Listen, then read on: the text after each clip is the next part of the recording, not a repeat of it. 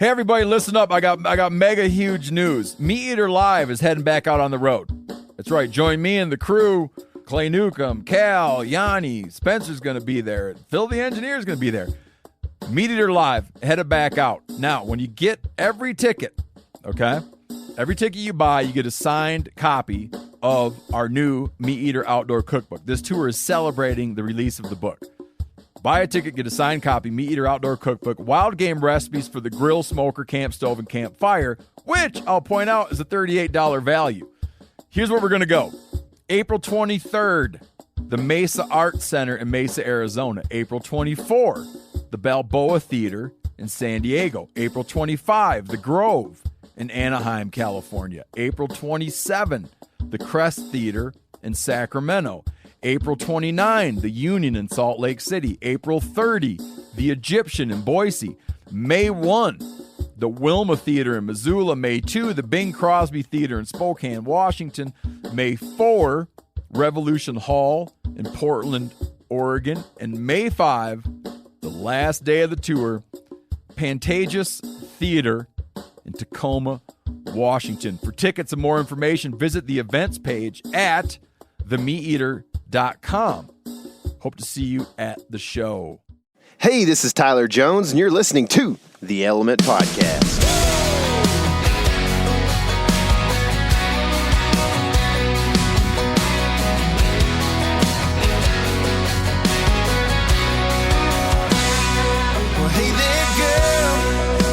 What's happening, all my woods people? It's a smoky day in East Texas. It's a Whitetail weatherman here with my buddy KC. What's happening, dude? I just went to a doctor's appointment with my wife, one of those baby appointments, and it was completely unnecessary, but it's what they do to you, apparently. They just want to charge you $200 to come in and look at your belly and say, all right, see you in 9 or 4 weeks. They looked at your belly? Nah, thankfully not. I thought that's what you were saying. They got a little confused. Wait, which one's pregnant? To look at your belly. Yeah. The Whitetail bot is in full effect at the moment. But, nah, I mean, it was fun. It's fine. Whatever it takes to make my wife feel comfortable and happy right now, I'm good with. So a big bod helps that, or you having going a big to bod? the doctor. Okay. Okay. I was going to say, if you didn't want a big bod, you could join this, my friendly neighbor over here. The marathon a day lady. She has been running for the last 2 hours. I can't believe it. Yeah, I was eating breakfast last time she came. Well, there you go. You're probably still you're eating cereal a while ago too. That's the thing, is that you're stuck in the space-time continuum where nothing's advancing. You're still eating breakfast, and it's 1:44. I didn't eat cereal this morning, so I had to get something. Let me tell y'all, a midday snack of Honey Bunches and Oats, just dry, out of the box, is a pretty good midday snack. Speaking of Honey Bunches of Oats, I went to Brookshire's last night, and they were out of the generic Honey Bunches of Oats, and I had to buy generic, like the orange box? No, the like the not oat blenders or whatever they're called. Blenders. Yeah. So I'm a bag cereal guy for show all the time, and they were out of them. I was disappointed. But I'll tell you what, dude. The generic brand of Lucky Charms is called Marshmallow Mateys, and it's in a box, and it is better than Lucky Charms. I think that most generic brands are. I don't know. I feel like there are. I feel more like a 50-50. Like in cereal, or do you mean in like general things? I'm thinking about cereal. Okay, I think that like I've had the Cocoa Krispies, which are the Cocoa Puffs, and they're really good. Yeah, they are. The Cocoa Mateys. No, what do I have right now? The Cocoa Rockies. Is that with marshmallows? No, it's Cocoa Pebbles. Oh, okay. Those are really good too. Yeah. So I don't know. It's hard to beat Frosted Flakes. Like Standard? The Frosted Flakes. Ooh, I know it, man. I used to eat Frosted Wheaties every morning. Dude, it's about the same thing, It's good stuff. Yeah, it is, but man. Anyways, speaking of cereal. Let's get cereal here. Let's get real cereal in this podcast. What we were going to do today is talk a little bit about our last few hunting trips and then really put together a late season strategy, like our December strategy, because it's not like we're salvaging a season as a team, but as a KC, I'm trying to salvage a season right now. So you've done some killing. Speaking of, some of that killing is going to be on the Tube of Views. Yes, it is. Yeah, my tube, or YouTube. Yeah, I killed a buck in Texas on public land. You probably heard if you're a listener. And that video, by the time you listen to this, will probably be live unless you are listening like right as this comes out. But it's going to be coming out pretty much simultaneously with the video. So if you're listening to this, go to YouTube right after this show and listen and watch the video because it's really cool. It's like, I think it's going to be like 25 minutes long. So it's a good like evening watch. After you wind down, man, get some dinner and watch this thing. But a lot of buck footage in that 25 minutes. Dude, I don't know how much actual footage I had of this buck, but I mean, I think I was right on top of his bed pretty much because as soon as he stood up, I saw him. I don't know for sure. When I turned around, he was standing there not doing anything.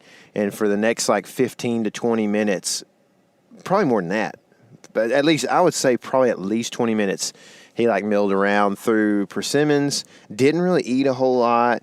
He was just kind of looking around, then he would sniff something, then he would smell, then he would eat. Sniff and smell are the same thing.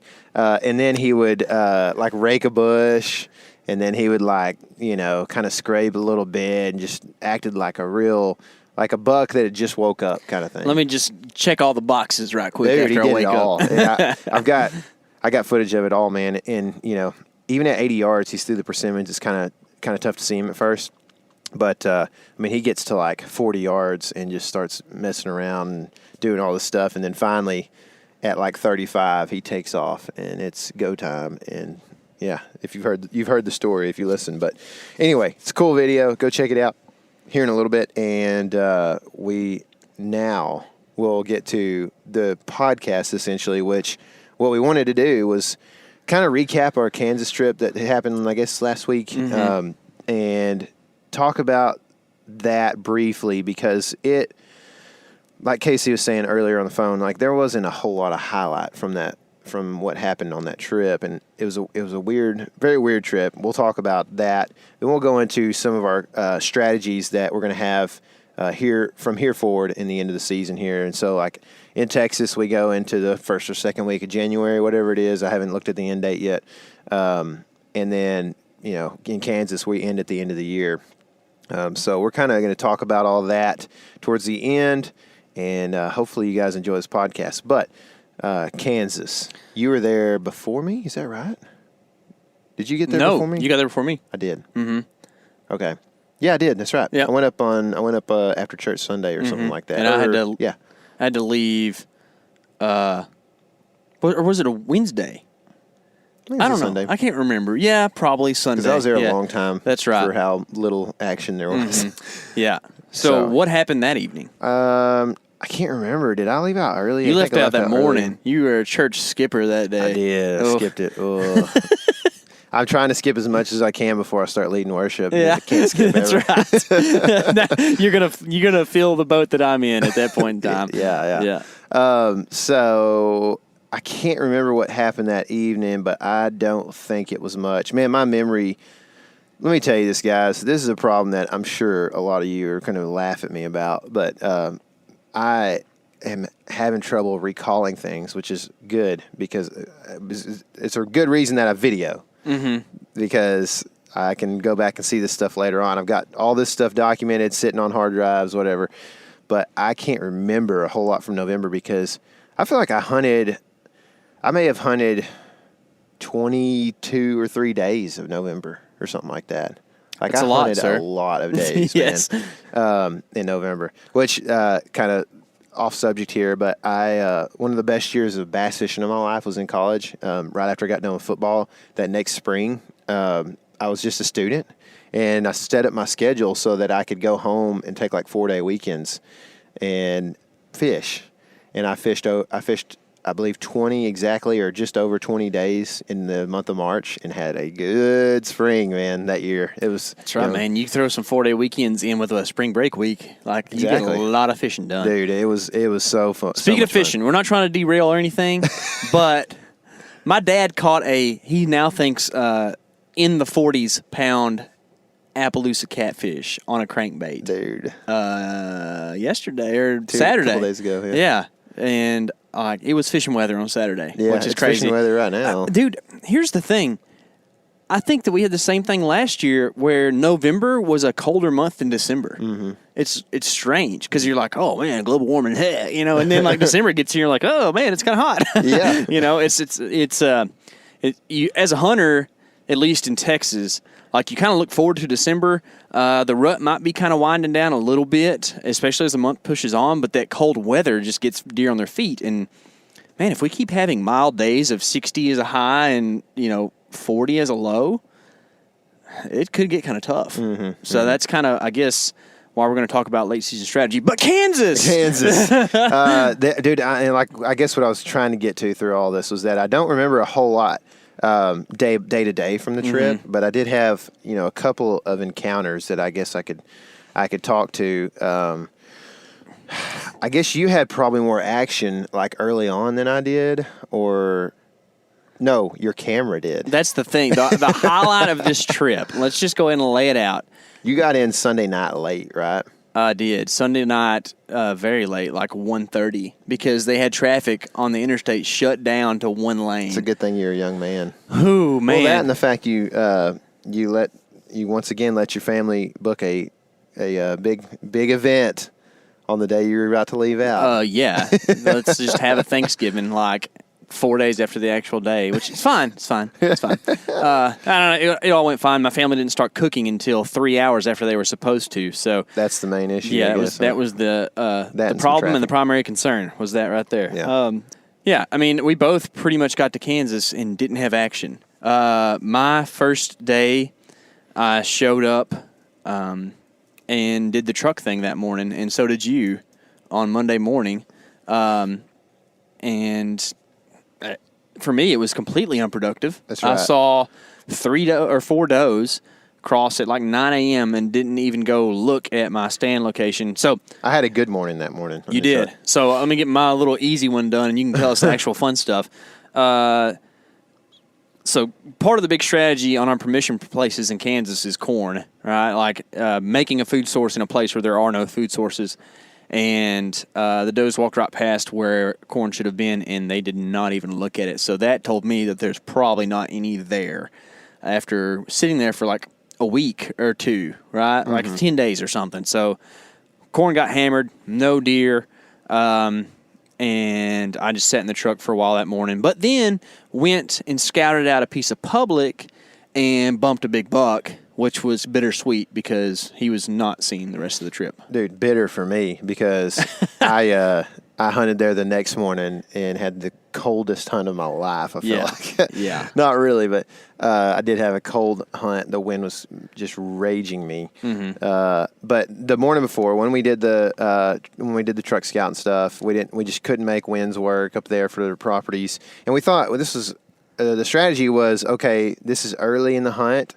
If it's a marginal wind, we're gonna try to not just completely, let the area come undone because of our scent or whatever. Like we're gonna try to just stay out and go hunt it on a good wind and kill that day. You know what I mean? But the funny thing about these hunts is that early in the hunt is still late in the hunt because we're not spending a bunch of time because of family and other obligations with church and stuff like that. So, I mean, for me, it was a 2.5 day adventure. So burning 1 day of trucking is not fun. Yeah. But you trucked that morning. I did. I went to check out a piece of private. Essentially, the land adjacent, the field adjacent had a big buck in it last time. And so I went to see if he's still up there. And I'm not sure if this is the same buck or not that I saw the last time I was up here. But if it was, he's a little bit smaller than I thought he was. And so...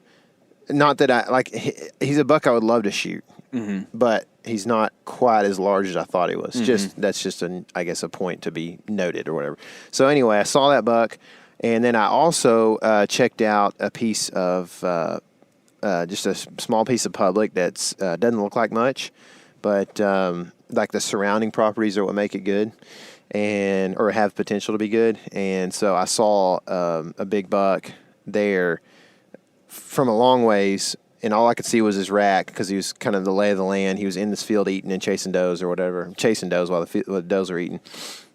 And And so I decided to go in and hunt him that evening because that was kind of my best option on that wind, and ended up, I don't know if it's the same buck or not, but I did see a good buck that evening, and I ended up having an encounter from a distance where I was not, like a little buck, basically, as I was going into this piece in the afternoon, I saw him bedded, and the little buck is what kind of kept me from getting into the position that I wanted to, because he was in a draw, and I thought, if I bust this buck, there's a chance that he runs back down the draw and takes everything with him away from the sag field. And so I kind of had to sit in a marginal position, and that ended up, I think, giving me a hard time getting in close to this buck.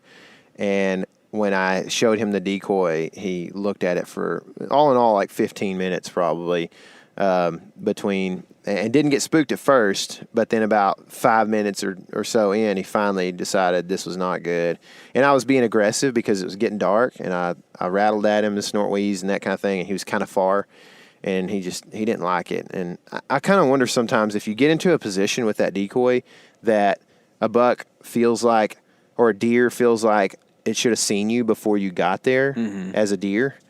Whether that's like short grass or, milo stubble or whatever it is, then I feel like sometimes that deer gets real weirded out because it's like, I should have seen this deer coming from another 150 yards, So I don't know, but that buck spooked out, and that kind of ended my hunt. And I went and took some pics of some really cool sunsets and looked for some deer, that kind of thing, for the last like 15 minutes. So that was your evening. My evening was actually pretty eventful, sans like giant whitetails. So I actually went to the permission place that I was glassing that morning and saw those does, and thought I was going to be able to sneak in there and hunt it on a just off wind, and got in there, staying on my back and everything, and it just wasn't going to work. Like, there was a chance I could have done it. There's like some really weird ways I could have like stayed on the ground and glassed from afar and snuck up or whatever. But just as far as like legitimate chances, not a good thing. I went in there and the wind was pretty much blowing directly up a drainage where most of the deer come from. So I decided to back out of there. Well, I went down and pulled the trail camera card, which was really a fun thing. Went down there and did that. And looked at the ground, and it was like a grass carpet where corn used to be. Corn got smoked hard.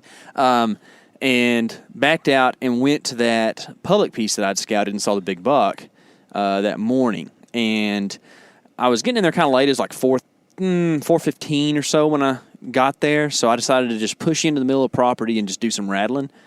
And had two of the closest deer encounters I've ever had in my life.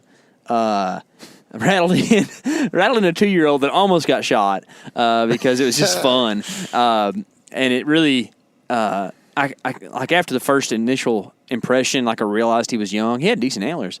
And then it all happened so fast that I really didn't get a shot. Like, filming from the ground while rattling and having deer come in quick is just not a recipe for success. It's tough. But that deer came to like 5 yards before he either the scent was so strong where he smelled me that it was like a complete, like, let me do a backflip, or like somehow he caught me moving very close to him, At that point in time, like, even the slightest movement has got to be pretty noticeable to a deer. Either way, he does a backflip and runs out to 20 yards and looks at me for a while, and then comes back in again to like 8 yards and loops around out to 20. And I don't know, he's like in the world for, 30 or 45 minutes.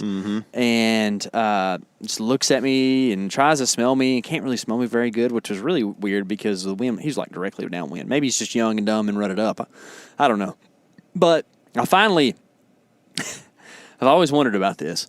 I put my rattling antlers on my head. This is not rifle season, by the way. Don't do this if it's rifle season. Put my rattling antlers on my head and snort wheezed and kind of like moved, like a mad buck does, and he kind of like tucked his tail and went away. So it worked. That strategy works if you need to run away a deer, but then not be like, oh my gosh, a human. I think that it worked well. Well, I went to pack up right there and moved to a different spot, and as I'm kind of packing up my antlers and stuff, I see a doe head peek over the ridge here, or the hill, and I'm like, all right, well, maybe there's a big buck behind her. No big buck behind her, but this doe came in grunting, which was weird, and I thought I had the closest deer encounter of my life 5 minutes before that, but instead this doe decides to break that record, and like, no kidding, like, this is not me being like Mr. Exaggeration. This deer was 7 feet from me.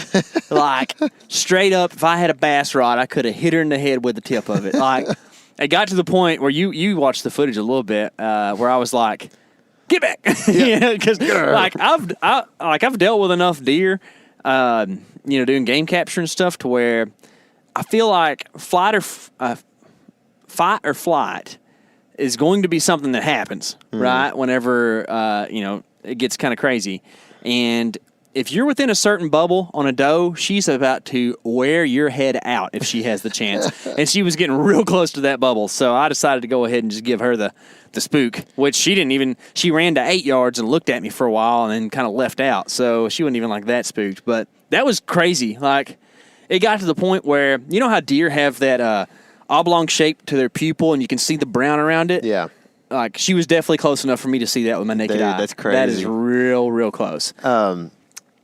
I read an article one time about, it's called "The Man Who Touches Deer." I know that article. Yeah, dude. Yeah. He like gets all in soot, and like has this like system of different like one layer of soot, one layer of mud, one layer of soot, one layer of something else. Like, he has like this whole system. And I think that's an touches deer. excerpt from a book. I believe there's a book called "Man Who Touches Deer." Okay. Well, Yeah. I read it. I think it was in a magazine article one time, a long time ago, and I thought, dude, that is the coolest. Like, to touch a deer. Mm-hmm. So I want to see. I wish she would have just laid there and seen, like, if she would have just walked around you, like, because they don't like step on logs, so she would probably like walk around you. But then when she smelled you, she might freak out. I don't know. But yeah.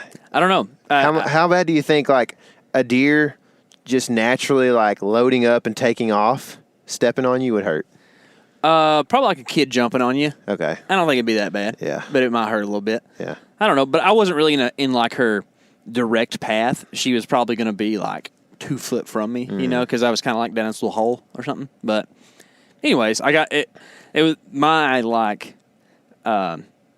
instinctive reaction was to tell her to go away. You know what I mean? Like, it wasn't like I sat there and like, okay, when she gets to this distance, I'm going to tell her to get out of here. It was just like a now kind of thing. You know what I mean? Well, after that though, I ended up rattling in another 2-year-old who he almost got shot too. He actually only came to 50 yards. But I moved down around the hill and kind of went to a different spot or whatever, and rattled in this buck from a long way. I saw him coming straight on from a ways off, and he was at that point where, like, through the grass and stuff, I couldn't see his body very well, and I just saw antlers, and he was pretty tall, and, like, it was getting down to business time for a little while, and then I realized he was younger.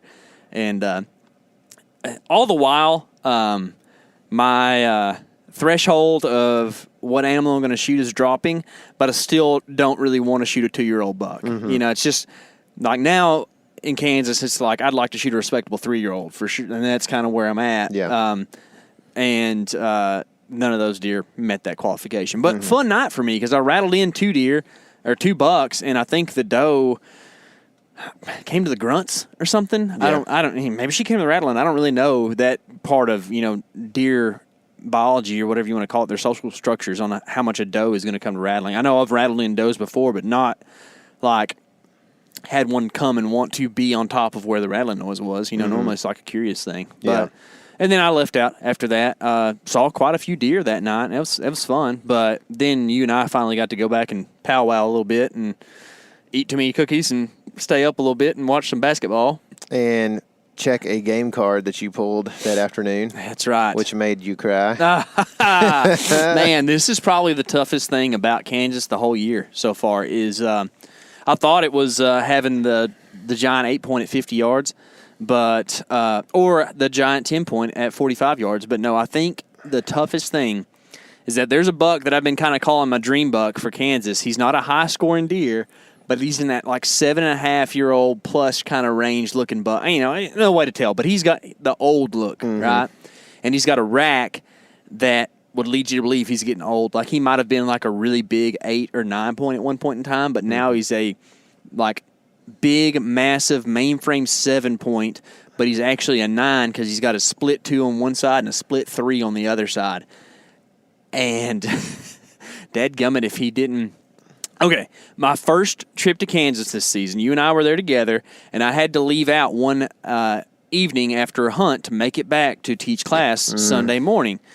Which is fine. Don't make me sound so bad. Kind of my standard. Don't make me sound so bad. I'm not. It's not your fault. I ultimately made the decision, but Tyler and I had just chased around the giant 10 that afternoon on the ground with a decoy and got to 45 yards, didn't get a shot. And I was dealing with that okay. You know, it was the first hunt. You know, I was like, okay, it's all right.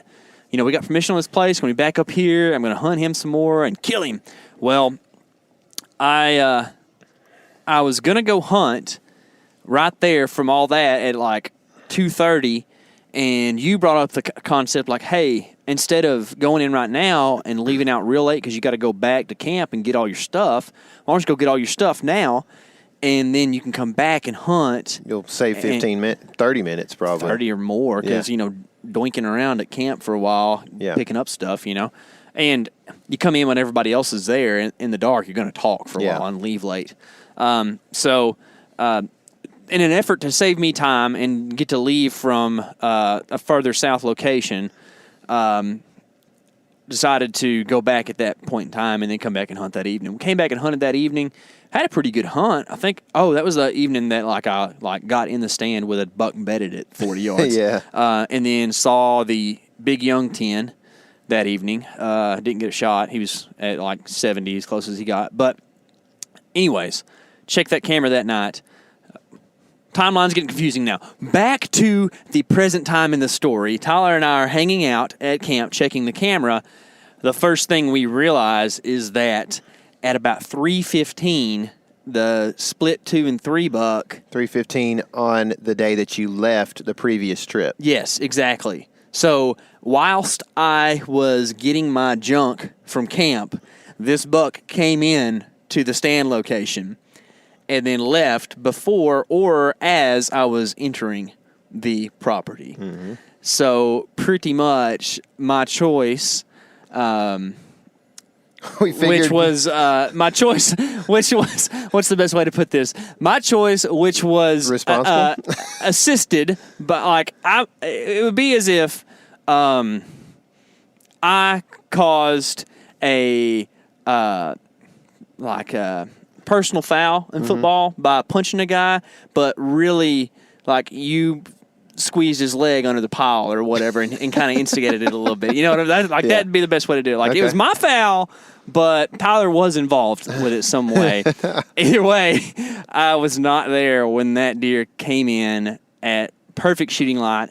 And later, I had the epiphany that if I would have stayed and not gone and got my stuff, I possibly could have shot that deer, recovered him, taken pictures and video, gone back and got my stuff, and still left earlier than what I did end up leaving since I went and got my stuff. 3 o'clock. Yeah, you know? Yeah, I know it. Yep. But or if we had, there's another thing where like if we had just barged in and just tried to like say, okay, we're going to get within 100 yards of this deer that's bedded, and we're going to decoy him earlier in the day when that 10 was laying there. And if it works, it works. If it doesn't, then good. We'll have the rest of the afternoon. Instead, we tried to get to 45 and messed everything up. Mm-hmm. And, you know, there's like so many different – I think that's deer hunting. Like there's so many different ways to mess things up, and there's like 2 ways to make things do right, you know. And so that's why a lot of times we don't kill deer. Yeah. But and pretty much just the ground thing in general, like we have not gotten good at that yet. I think there's a way to. It's going to take a lot of experiences, and we're getting closer. And, I mean, if I'd have been shooting my bow a lot more and it'd been a calmer day, not near as windy, I would have gotten a shot at 45 yards right there. But those 2 factors. Well, I think also if there was a tree within miles of us most of the time we're on the ground, then that would help too. Yeah, you know, it would like help a lot. We're not. I feel like that if we were hunting from the ground here in East Texas or whatever, you know, we could kill deer.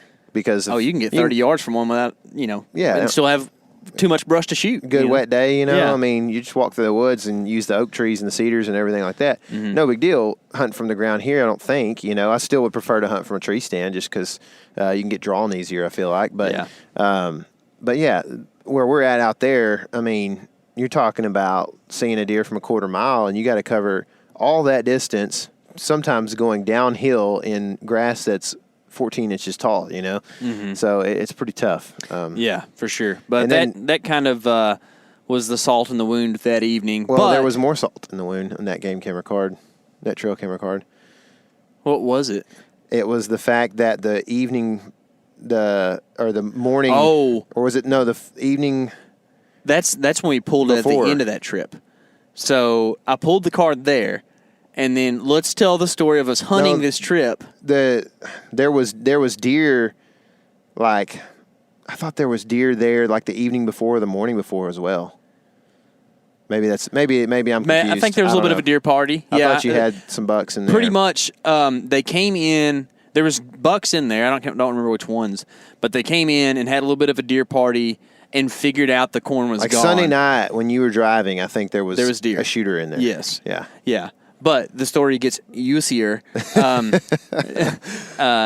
after we check the card on the trip home, pretty much. But yes, so after we check that card, yes, lots of shooter bucks in there, but there's no corn left for them to eat. You and I pretty much tag teamed that stand about the rest of the trip. Yeah, and that was not good. We didn't see jack. No, and I didn't really have any other, I don't think, good encounters until you left, pretty much. And I didn't hunt much longer than after you left. Did you have anything else happen? Just us hunting together, right? I didn't even have a deer in range. Yeah. After that. Well, so I decided to stay another day, I guess, or so, and I ended up one afternoon. You and I had kind of been talking about what should you do this afternoon after I leave or whatever, and we were like, well, when's going to be a south, whatever, we could hunt here or here. And I was like, okay, well, I think I'm going to go over here and hunt. And it was to a smaller private permission piece that we had, we obtained last year actually, and so I go in there that afternoon and I hang a stand. It's super quiet, and that hanging a stand in that lot of trees is like every elm tree leaf still stays there, and there's deadfall, like little elm branches all over, It is so loud. And so I end up getting up in this tree and hanging by myself, and I only had, this may not make sense to some people, but I only had one pull string, so I had to go up and down the tree several times instead of like once. If I've got two pull strings, I can go up, hang my stand, and then come back down, hook up my next two pieces of gear, and go up and be in the tree. And man, pretty much hanging hunting by yourself is so much harder than with a guy on the ground to hand you stuff. So that takes a while, obviously.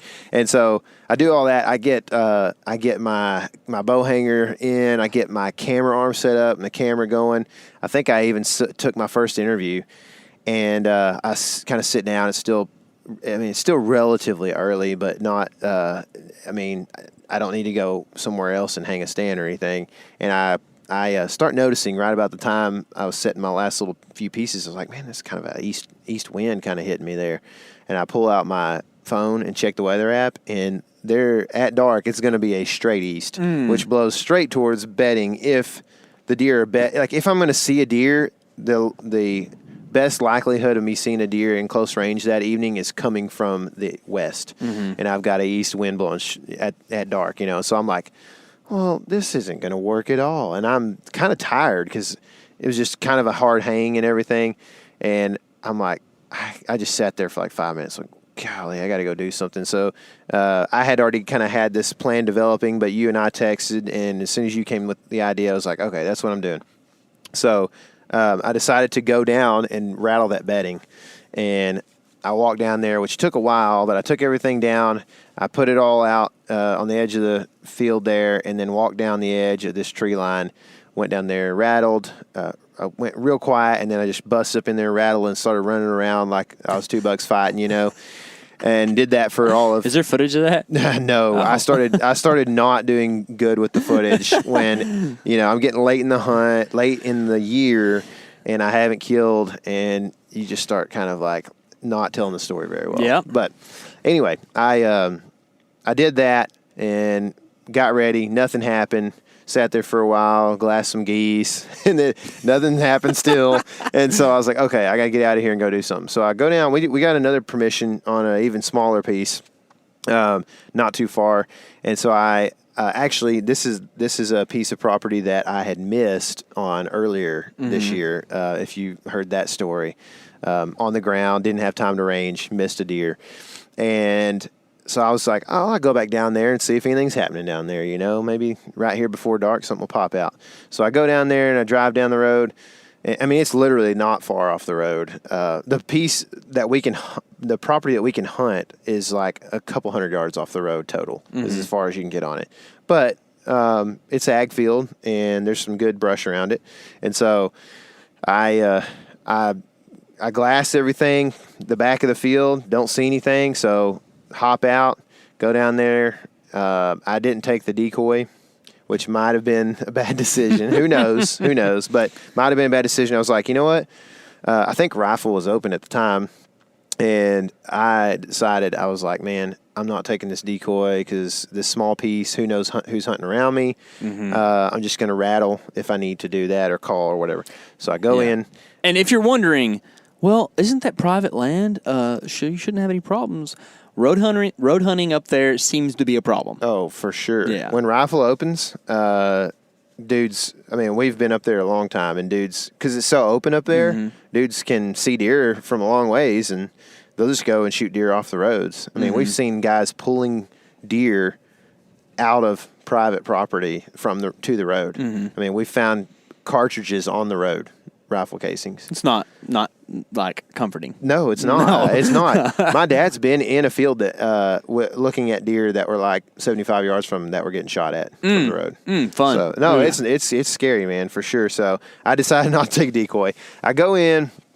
There's 2 little tree lines that are kind of in these little, like, just really small sloughs out in the middle of this ag field. So I actually go to the other tree line that I wasn't in when I missed last time, because the deer seemed to be more oriented towards that side of the field when I was there. So I go in there, and I'm sitting there, and I'm like, man, it's getting kind of dark. I hadn't really seen much. Glassing a little bit. I glass out behind some brush. See some does. Okay, things are moving. I look way off, like a mile away, and there's, almost a mile away, and I can see deer moving. And so I glass them. Look like does coming out from somewhere else. I'm like, okay, I guess they're moving. It's about sunset, and all of a sudden, deer start coming into my field. Does do, and they're going to end up like right downwind of me if they keep coming. And one of them does, but the other ones didn't quite get into my scent cone, and so like this deer just never really left the field. Even though she kind of just stood there like alert for probably 15 minutes, But anyway, they're pretty close. And then over to the side a little bit, I see a deer coming out, and it's a buck. And I'm like, dang it, man. Pull my glasses up. I'm like, that's a good buck, And there's a doe that he's following that I didn't see come out at first. It's getting pretty dark. And so I'm like, all right. I'm going to hit the horns together and just see if he'll come over here, I need it to happen pretty quick. So I hit the horns together, and the buck looks up, and I pull my binos up and look at him, and he's looking at me, and then he just, like, takes off running away from me. And I'm like, no. Good. And so, but when he takes off, he runs past another deer, and it's a bigger buck. And I'm like, oh, my goodness. Which, by the way, I figured out which buck it is, and you're going to cry. He's a good buck. So I'll divulge that here in a second, and then y'all can't see my eyebrows are real high right now. We'll look at my the pictures here in a little bit. Anyway, I go. I see that deer, and he's looking alert at me still. And I think that the first buck he had a missing tine. I think. Pretty sure he had maybe been whooped at some point already, so he took off running. This other buck just looked at me for a while, and then just kept following the doe. And, like, they were coming a little bit closer, but still kind of going almost perpendicular to me down this field edge. And long story short, over the course of the next 15 to 20 minutes, as the sun, as we're getting close to legal shooting line, this buck and I go back and forth with grunts and a little rattling and this and that, and he keeps looking, and he kind of wants to come, but he kind of doesn't show a whole lot of interest. And then I hit him with a snort wheeze, and he got hacked. But there was at this point, there was 5 or 6 does in the field, maybe even more, maybe even a few more. And he just is like, well, why would I leave all these does to go fight? I mean, if it had been a little closer to the heart of the rut, early November, something like that, maybe I'd have stood a better chance. But when I hit him with that snort wheeze, I mean, he looked at me and then quickly looked straight forward and kind of looked up a little bit, where you know how a dude will if you ever watch Monday Night Football or whatever, the dudes that are John Wilkerson, Wisconsin or whatever, they always have their neck flexed with their head looking up, a little bit. That's what this buck was doing. And then he turned straight away from me with his head and looked the other way, this dude is not about to disrespect me without me disrespecting him. He wanted to come bad after the snort wheeze, but he just did not quite do it. I mean, every time I'd hit him with a grunt, and especially that snort wheeze, he would angle towards me for 3 steps, and then he would end up going flattening back out towards that doe that he was with. And anyway, just got to the point where it just got dark, and so I just kind of crawled to the back of this little shelter, not shelter belt, but little draw with the trees in it, and just sat there until it got pretty dark on the other side of there, and then left out, and I probably cleared the field, I'm sure. I mean, there's no good way out of there. Yeah. But anyway, it's a good buck. I didn't know exactly what it was, but I knew I got some good 4K video of him so that I could crop down and see pretty good. And he had a big right brow tine. I remember that from seeing him through my binos, and I didn't get a whole lot of footage of him, which I regret, but I was working hard to try to get him in, And anyway, pretty sure it turns out that it's one of the Big Tens that has showed up on a camera that we hung, and I forgot about that deer. He's a good buck. Yeah. And so that was him, I'm pretty sure. And I told you I thought it might have been a Big 8 from that camera that we hung. Yeah.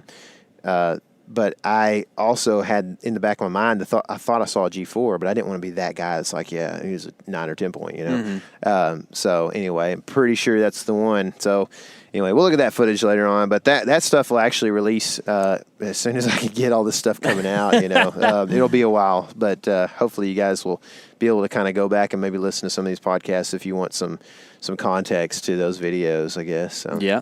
Anyway, that happened, and then I think I hunted back in the stand that you and I hunted together a few days before, and I saw one deer. Actually, I saw 2 bucks really far off, and then I saw one little spike. That was a cool encounter, though. It was cool, yeah. He came up on the place that we dreamed that they would always come up on. That was it was pretty well received on the story, too, because you took some story footage of it, and it's real pretty because, there's grass and stuff in it or whatever, and it's sunrise.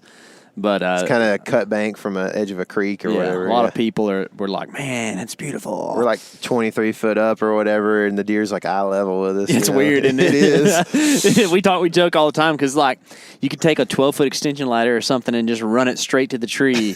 Or you can go all the way down this embankment and climb 20-something feet up. It's you almost feel as if you were very athletic and a spider monkey, you could just run and jump to the tree and grab a hold of it. But I don't think I'll do that. The older I get, the less I want to do that. You keep saying that. Man, we can't do this when we get older. Well, we can do it right now. Well, let me tell you, that's maybe the hardest stand I've ever gotten into. No, it's not. Nah, there's some probably Texas about 4 or 5 other ones you've hung. That's right. Man, me and screw ends, I can get up in a tree with some screw ends, and but I just can't make it perfect ever. Yeah. It's always twisting around or something. Let me tell you, I was okay, well, it took a lot of screw ends to get up here. And then this dude opened his backpack, and there's 4 more. I'm like, I bought those why later. didn't we use? Oh, did you? Yeah. Okay. Yeah, I used was all why of did them we not use these? and bought more. I got you. But I mean, sometimes it's cold up there, and you need to warm up a little bit. And the best way to warm up is to have a challenging climb up the tree. Well, let me tell you this: if you ever went to college and you went to the rec center and there was a climbing wall, rock wall, and it goes backwards, where you have to literally hold your body weight, against the gravity. That's what this tree is like. It curves backwards, and you just have to. It is scary. It's dude. fun. I like it. Really, that doesn't bother me at all because it's low to the ground. But the scariest part is there needs to be one more step getting to your stand. Listen, for sure. dude, if I can make it, then your long grasshopper-looking tail can get up there. It's not a matter of making it. It's a matter of that one time the stand shifts. Oh, you yeah, are it's not toast, fun. man. Yeah. You are toast. Yeah, for sure. I'm just giving you a hard time. Yeah, but no. yeah, I actually pulled the card from there the day before, and just a little like extra tidbit of information was that the evening that I couldn't hunt it because the wind and backed out, about an hour later, the Big Ten came in and was there in shooting light. Mm-hmm. So I think I made the right choice by leaving because of the wind, but man, doesn't it just really stink that you can't hunt that wind and then here comes the big buck. Yep. You know, it's kind of it's a peril of bow hunting because honestly, you could find a way to hunt that place with a rifle. You know, it wouldn't be that hard. Oh, yeah. No matter what wind you're doing. But you can like that's like a cop out for bow hunters a lot. You know, like, oh, if I had a rifle, blah, blah, you know. But it's just the choice we made, and there you got to draw either or tag. You know, so yeah. Like around here right now, I'm just really making a choice to be an idiot because I'm about to go hunt a property when I could be having a rifle in my hand, but I'm just going to have a bow. I was going to say, like, that's why most states make rifle season relatively short. Yeah. But in Texas, it's not short. Like, we want the deer to die. It's funny. We'll talk to people on this podcast. They're like, oh, yeah, we got, 4 weeks of rifle season, man. They just slay the deer. Yeah, they slaughter them. They slaughter the deer. That's the second half of the rut and everything. Yeah. I'm like, dude, they opened this thing for 3 months here nearly. Oh, man, it's crazy. But, yeah. It is. So that like kind of wraps up the end of our Kansas hunt. It wasn't like a great hunt. Some things happened. It was fun. It's always fun to get up there and go.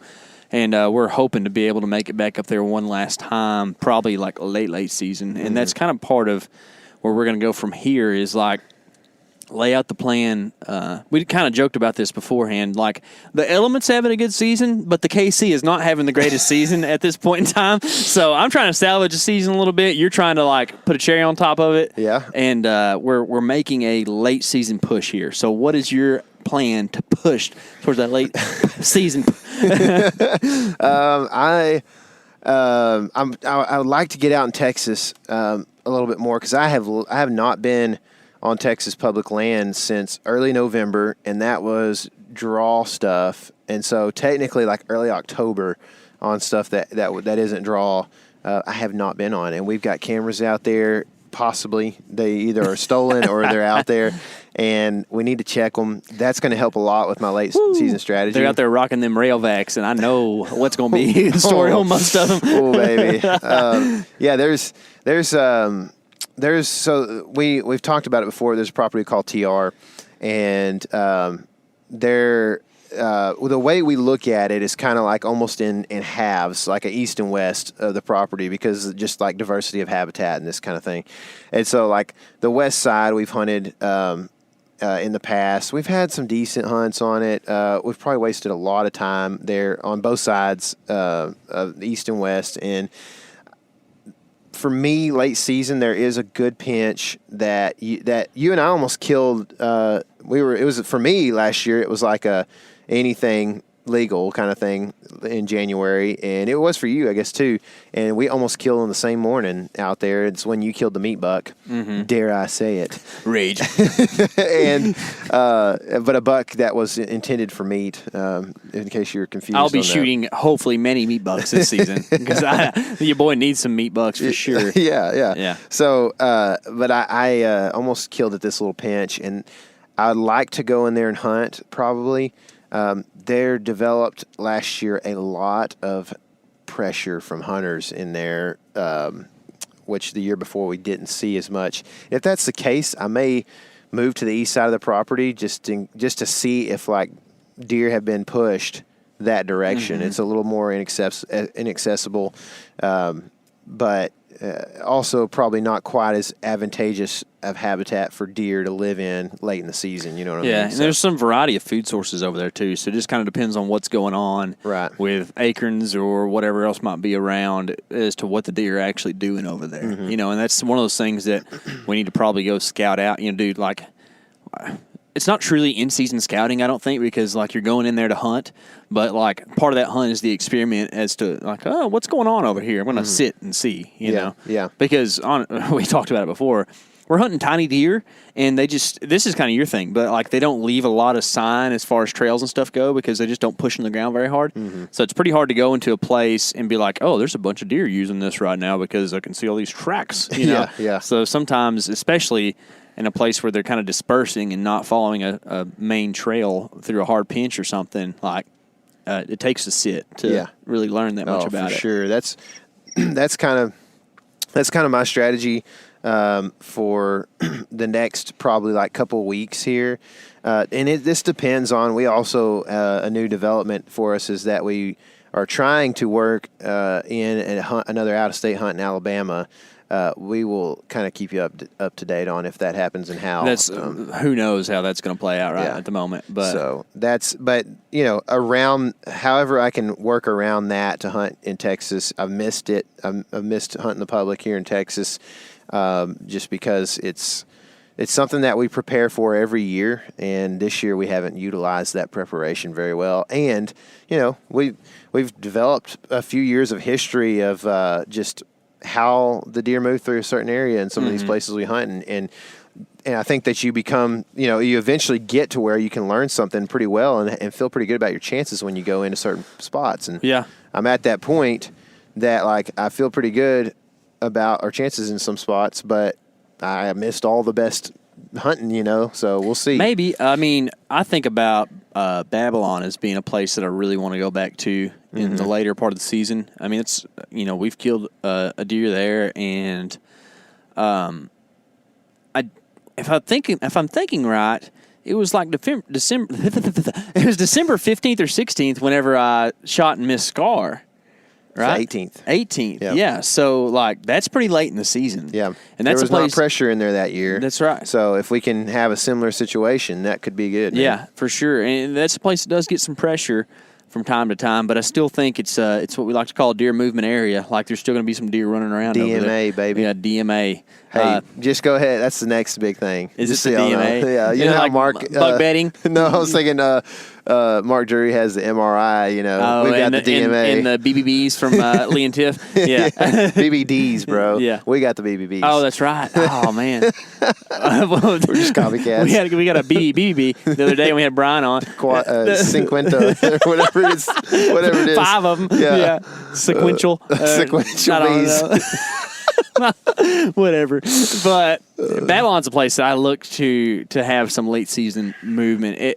I've had some really, really stinky hunts in there in the late season, but I feel like it's one of those places that if you go in there on the right wind on a cold day, like there's not a lot of these in Texas, but anything can happen there, and it gets exciting. Another thing is we have that low country spot. Yeah, that was on my list too. That we kind of been back pocket a little bit on that spot. We hunted a little bit early season, but then like the whole month of November was when we said we were going to get in there.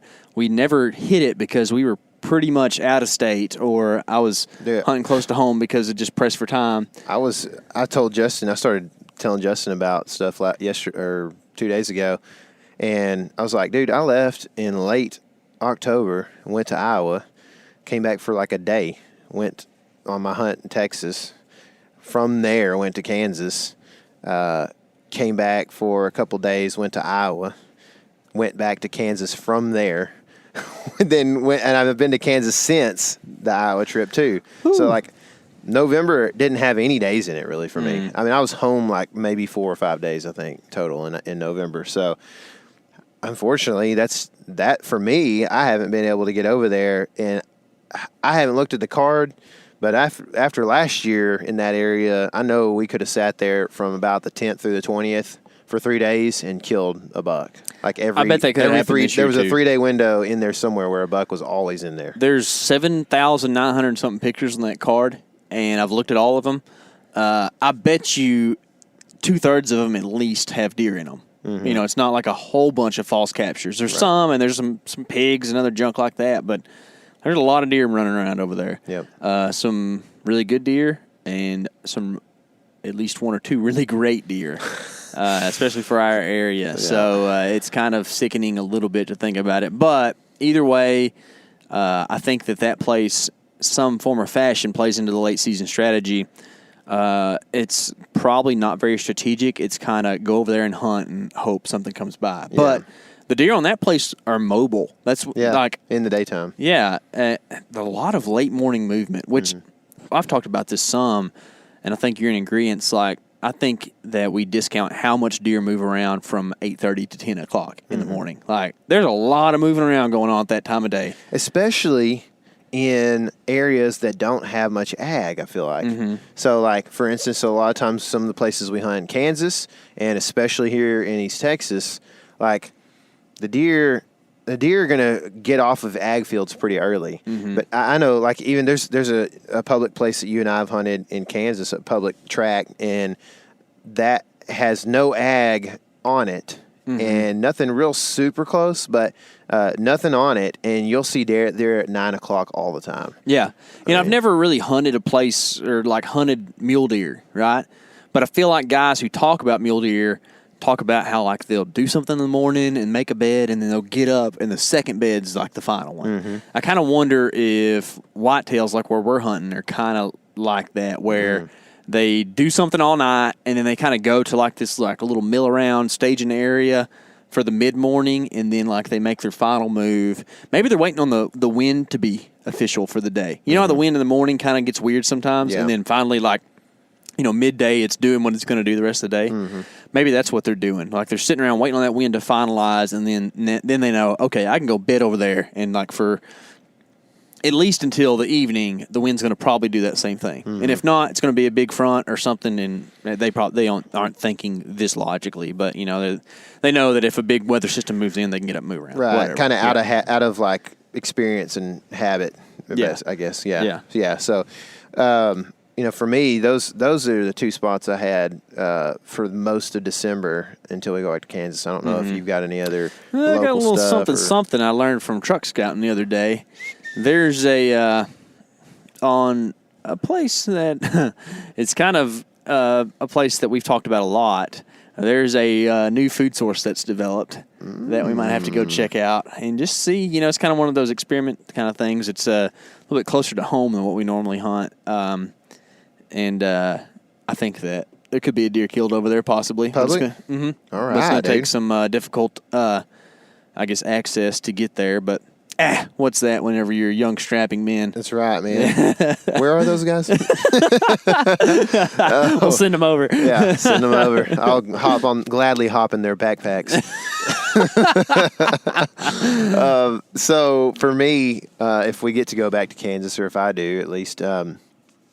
I think my strategy is going to be get close to wheat. That's kind of my strategy. Late season, I've had a lot of luck in that kind of area, and I feel like that when the corn ran out on the stand last time we were up there, and you were talking about that earlier, I feel like the reason we had bad hunts was because those deer transitioned up to different food sources, which in that area we're going to be wheat, and I think it's just a good December food source in Kansas, And, if you've got beans and that kind of thing, too, that's probably not a bad idea. But that's probably what I'm going to focus on just because that's my experience and try to be close to that kind of stuff. So I've probably got a pretty detailed idea of what my late season hunt in Kansas is going to look like. I'm probably going to involve some wheat, like you're talking about, but I'm going to roll up there with 8 bags of corn in the back of my truck. And as soon as I get there, I'm dropping corn.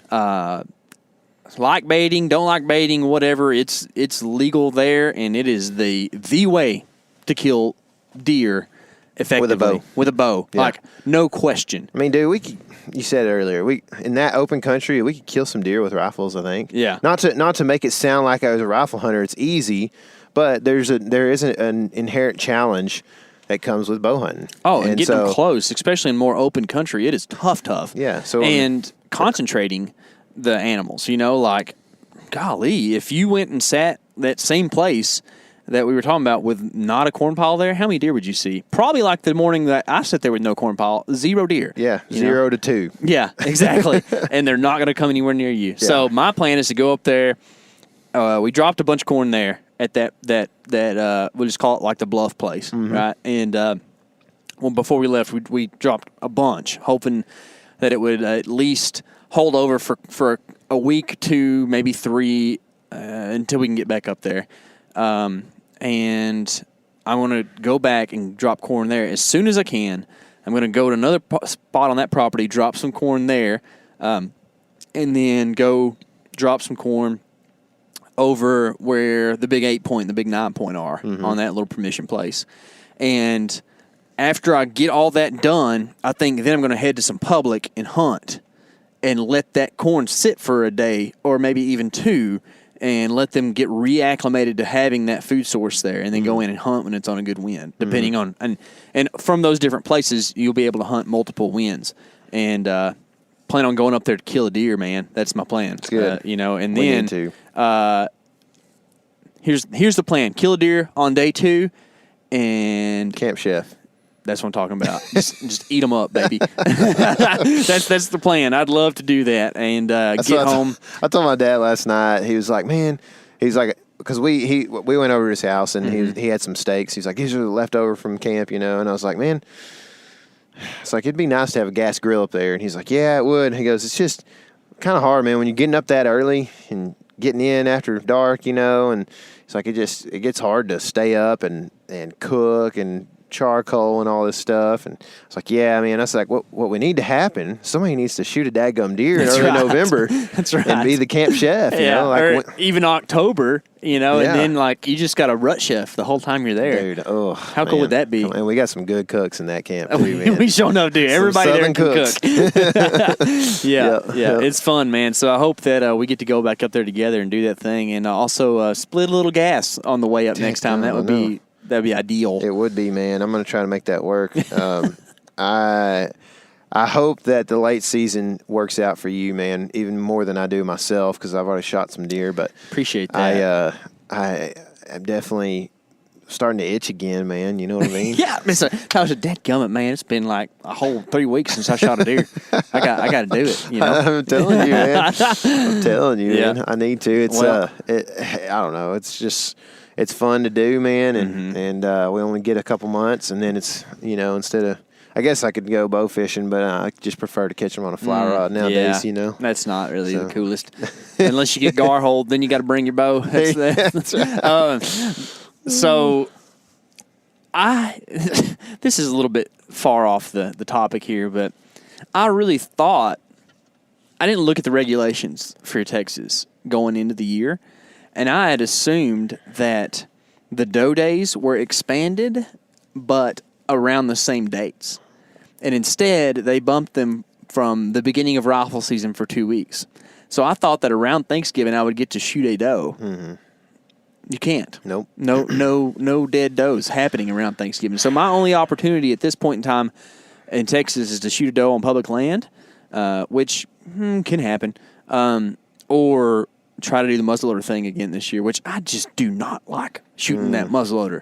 Yeah, that video never made it to our channel. No, I missed a hog like 50 yards, and it ain't because I thought I made a good shot, so I'm just going to leave it at that. But you packed too much powder on one side. I don't know. That's the problem, man. Like, goodness gracious alive, this is silly. But it kind of is. So, yeah, that's what stinks about hunting private right now, which is what I'm fixing to go do this evening, is you only have one target, and that's a mature buck, pretty much. Yeah. Or a spike, which you don't really want to shoot on. Not off my own property, you know? Yeah. Or even off of anybody's property, to tell you the truth of the matter. I mean, I shot one last year on public because it was January and I needed some more meat, you know? But, like, I don't know. It's just not something I like to have to do, but I will if I need to. But especially on my own property when you're trying to manage it, you know? Like, I don't know. They, for what it's worth, on the public places, they have doe and spike draw hunts, so it's not like they're trying to manage the spikes there either. Right. You know, it's like silly, but whatever. Anyways, that is the late season. It is not too late, guys. I feel like we have this Hype Fest every year on the podcast, but it is worth having. Like, it is, man. December is a good deer hunting month. It's one of the 3 months we get to hunt deer, so get out there and get after it. It actually happens to be cold here usually. as opposed to October. Yeah, there's You a know cold what I front blowing in right now. Yeah. Yeah. It's going to be cold tomorrow. Yeah, tomorrow, Tuesday evening, is going to be a great deer hunting day, probably for most of the deer hunting world. So get out there and get after it because you can kill them tomorrow. It's good inspiration. Or tonight. Yeah, that too. And that's a good way to wrap it up, I think. Make sure and go real quick, as soon as this is over with, go to YouTube and check out our Texas Public Land Buck video that is dropping at pretty much the same time as this podcast. So go check it out, and remember, this is your element. Living it.